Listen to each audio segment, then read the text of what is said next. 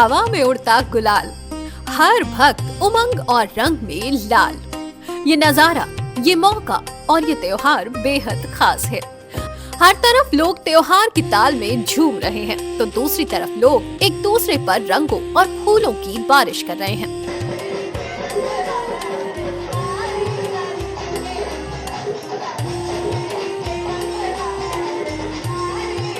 होली के त्योहार पर यूपी के मथुरा जिले में भी एक अनोखा नजारा देखने को मिला। मथुरा में रंगों की बारिश ने दुखों को धोकर खुशियों का दामन भर दिया।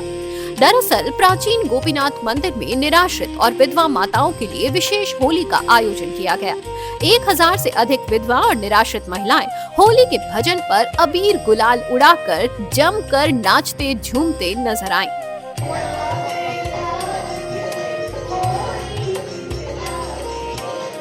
बुजुर्ग और बेसहारा महिलाओं के साथ विदेशी महिलाएं भी झूमती नजर आईं। सुलभ इंटरनेशनल द्वारा आयोजित इस कार्यक्रम में 20 क्विंटल फूल और 25 क्विंटल गुलाल की व्यवस्था की गई।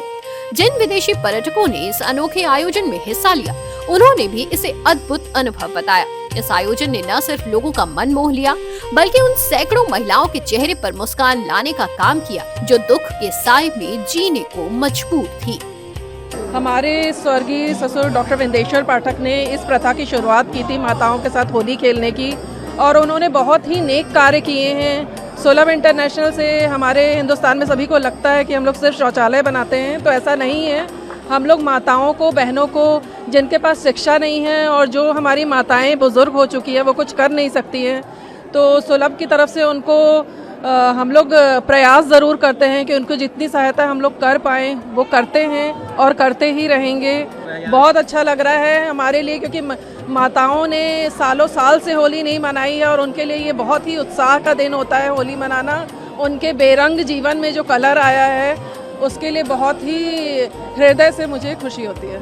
बहुत अच्छा लग रहा है। ये एक समाज को, जो समाज की कुरीतियाँ थी, उन पर एक जोरदार, कहिएगा, उनका एक जोरदार जवाब है। बहुत आनंद और का। ब्रज में होली की धूम मची हुई है। वृंदावन में हर कोई होली के रंग में रंगा नजर आ रहा है। उमंग भरे माहौल के बीच सोमवार को कथावाचक देवकी नंदन ठाकुर ने भी प्रियाकांत जू मंदिर में भक्तों के साथ होली खेली। उन्होंने प्रियाकांत जू के चरण में रंग अर्पित कर होली की शुरुआत की। इसके बाद हाइड्रोलिक पिचकारी से भक्तों और श्रद्धालुओं पर अबीर गुलाल उड़ाया। जैसे ही महाराज ने होली के रसिया गाने शुरू किए, पूरा मंदिर परिसर जय घोष से गूंज उठा।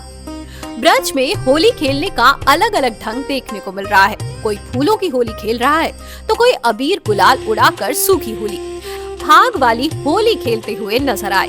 इस दौरान उन्होंने श्रद्धालुओं को महत्वपूर्ण संदेश भी दिया।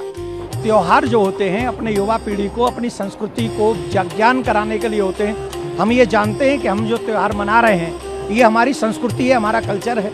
और आज प्रियाकांत जू के मंदिर में रंग की होली, फूलों की होली, लट की होली, गुलाल की होली, लड्डू की होली, जलेबी की होली और ये प्रेम भरी होली, ये भगवान के चरणों से रंग लग के आया था, जो आज भक्तों पे लुटाया गया है।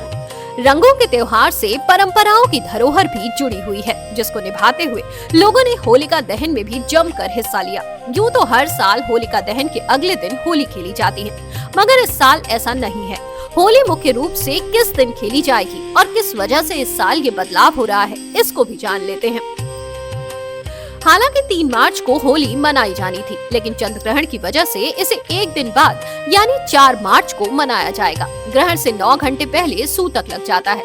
सूतक पूजा पाठ के लिए अशुभ माना जाता है, इसलिए होलिका दहन 2 मार्च को भद्रा पुच्छकाल में करने की सलाह दी गई और 4 मार्च को रंग और गुलाल के साथ होली मनाई जाएगी।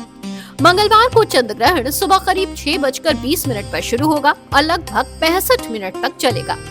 रंगों के त्योहार के मौके पर न सिर्फ लोगों के चेहरे पर रौनक बनी हुई है, बल्कि बाजारों में भी रौनक देखने को मिल रही है।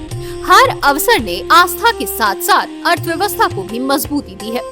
फिलहाल बाजार सजे हुए हैं। लोग लगातार खरीदारी करने के लिए बाजार पहुंच रहे हैं। पूरे देश में रंगों की धूम है। सभी लोग त्योहार की धुन पर झूम रहे हैं। प्रशासन ने भी त्योहार के मौके पर सुरक्षा व्यवस्था का खास ध्यान रखा है।